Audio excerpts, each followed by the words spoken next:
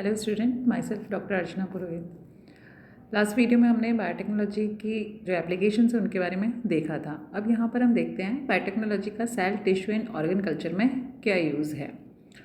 Biotechnology के द्वारा plant cells, tissue, organ culture में इम्पॉर्टेंट सक्सेस प्राप्त की गई है।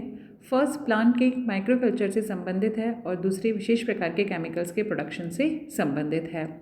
टिश्यू कल्चर द्वारा प्लांट्स में माइक्रो प्रोसेसिंग करा करके ऐसे प्लांट्स प्राप्त किए गए हैं जो कि वायरस से रहित प्लांट्स होते हैं, जिनमें कि वायरसेस नहीं होते हैं। इसी मेथड के द्वारा सिलेक्टेड प्लांट्स में नए कैरेक्टर्स एंटर कराए गए हैं। ये कैरेक्टर्स रोगों के प्रति प्रतिरोधकता, नमक के प्रति टॉलरेंस लिमिट, प्रोडक्शन में वृद्धि आदि हैं। टिश्यू कल्चर टेक्निक द्वारा जो हॉरिकल्चर प्लांट्स हैं उनके कमर्शियल प्रोडक्शन में भी बहुत अधिक सफलता प्राप्त हुई है। नेक्स्ट है बायोटेक्नोलॉजी एंड एग्रीकल्चर। बायोटेक्नोलॉजी ने एग्रीकल्चर में भी बहुत चेंजेस लाए हैं। इन टेक्निक्स के उपयोग के द्वारा कृषि में बहुत अधिक वृद्धि हुई है। टिश्यू कल्चर और जेनेटिक इंजीनियरिंग द्वारा फसल प्लांट्स में सफलताएं प्राप्त की गई हैं, जैसे कि बहुत अधिक संख्या में प्राप्त करने के लिए जल्दी जल्दी मल्टीप्लिकेशन की क्षमता, सोमेटोक्लोनल वेरिएशन टेक्नोलॉजी के द्वारा विकसित किस्मों का चयन, प्रोटोप्लास्ट फ्यूजन के द्वारा नई प्रजातियों को प्राप्त करना, रिकॉम्बिनेंट डीएनए टेक्निक्स के द्वारा डिजायर्ड कैरेक्टर्स का प्लांट सेल्स में प्रवेश। इन टेक्निक्स के विकास के कारण फूड प्रोडक्शन में बहुत अधिक वृद्धि हुई है और आने वाले वर्षों में अधिक सफलता प्राप्त करने की संभावनाएं हैं। Enzyme technology. एंजाइम टेक्नोलॉजी के द्वारा एंजाइम का संश्लेषण, प्यूरिफिकेशन, डिहाइड्रेशन एक्सेट्रा किया जाता है। साथ ही इनका उपयोग इंडस्ट्रीज़ में हेल्थ की सुरक्षा के लिए, प्रोसेसिंग सामग्री के लिए, हेल्थ केयर, कॉस्मेटिक्स, डायग्नोस्टिक और थेरेप्यूटिक्स में किया जाता है। ये नीचे एक टेबल दी गई है, इसमें एंजाइम्स बताए गए हैं। ठीक है। एंजाइम टेक्निक्स का प्रारंभ सन 1926 से हुआ था जब सबनर ने यूरिएज नामक एंजाइम के क्रिस्टल्स जो हैं वो लैब में प्राप्त किए थे। लगभग 2000 एंजाइम प्राप्त किए जा चुके हैं, जिनमें से 150 एंजाइम्स का उपयोग जो है वो उद्योगों में किया जाता है। एंजाइम का उपयोग इंडस्ट्रीज़ में इसलिए किया जा रहा है क्योंकि ये पॉल्यूशन नहीं फैलाते हैं और कम पीएच, टेम्परेचर और प्रेशर पर क्रिया करते हैं। कमर्शियल लेवल पर एंजाइम्स का प्रोडक्शन कई फैक्टर्स पर डिपेंड करता है। एंजाइम्स मुख्य रूप से माइक्रो ऑर्गेनिज्म, प्लांट्स और एनिमल्स से प्राप्त किए जाते हैं।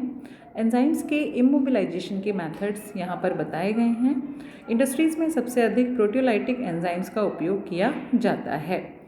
कमर्शियली इम्पॉर्टेंट एंजाइम्स प्रोटीजेस का प्रोडक्शन माइक्रो ऑर्गेनिज्म, प्लांट्स और एनिमल्स से किया जाता है। स्कैवेंजर्स प्रोटीजेस एनिमल्स और माइक्रो ऑर्गेनिज्म से प्राप्त रेनेट और एस्पेरजिलस ओरिजी से प्राप्त प्रोटीजेस जो होते हैं वो बेकरी के इंडस्ट्री में काम में आते हैं।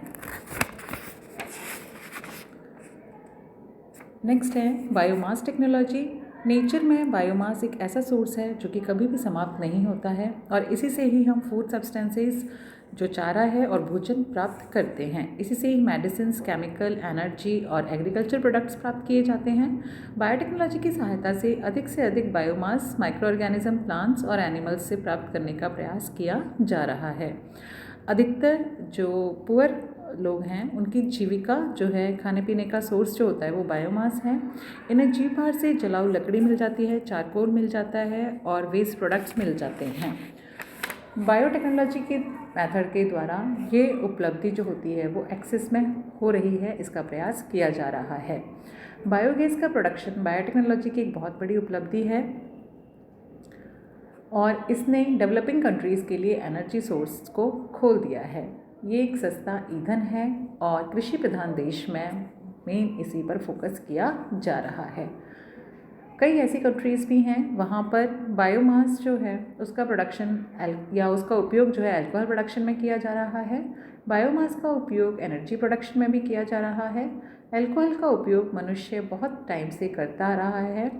इसका बनाना और फर्मेंटेड भोजन का प्रोडक्शन बहुत पहले से किया जा रहा है। इथेनॉल से कई प्रकार के प्रोडक्ट भी प्राप्त किए जाते हैं जिनका उपयोग ह्यूमंस के द्वारा किया जाता है। Recombinant DNA technology. Molecular genetics के द्वारा जेनेटिकल सब्सटेंस में परिवर्तन और इसका एक स्पीशीज से दूसरी स्पीशीज़ जो कि आपस में रिप्रोडक्शन नहीं करती हैं ट्रांसफ़र करने में सफलता प्राप्त की गई है।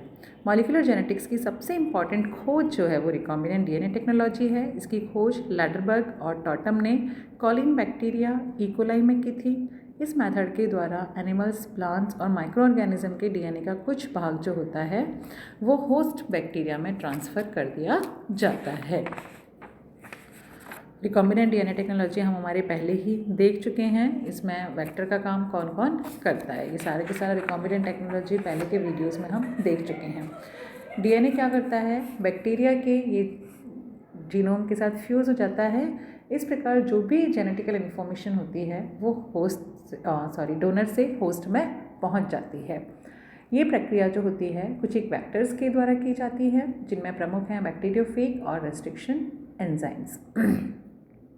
बैक्टीरियोफेज वायरस हैं और बैक्टीरिया पर इन्फेक्शन करते हैं। रेस्ट्रिक्शन एंजाइम्स जो होते हैं वो बैक्टीरिया द्वारा उत्पन्न किए जाते हैं और डीएनए को स्पेसिफिक साइट से तोड़ने की क्षमता रखते हैं। दो तरह के होते हैं, एक्सोन्यूक्लियेसेस, एंडोन्यूक्लियेसेस। एक्सोन्यूक्लियेसेस जो होते हैं कॉर्नर्स पर तोड़ने का काम करते हैं। एंडोन्यूक्लियेसेस जो होते हैं वो बीच में कहीं पर भी तोड़ने की क्षमता रखते हैं। रेस्ट्रिक्शन एंजाइम्स के द्वारा डोनर के डीएनए से डीएनए का टुकड़ा अलग कर लिया जाता है और वेक्टर में ट्रांसफ़र कर दिया जाता है।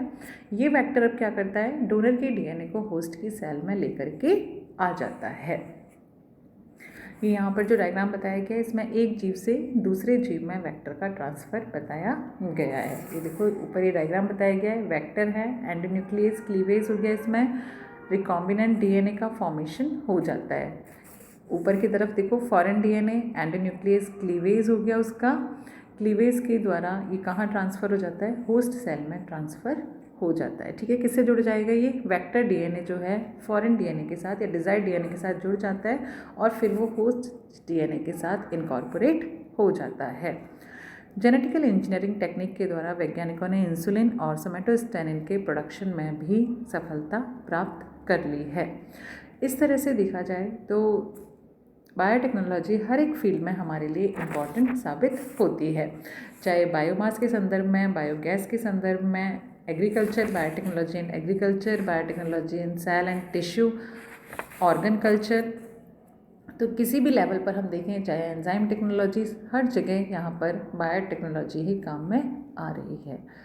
Thank you student. आगे के जो भी चैप्टर्स हैं उनमें इनकी एप्लीकेशंस को और डिटेल में बताया गया है, वो मैं आपको पीडीएफ के थ्रू नोट्स दे दूँगी।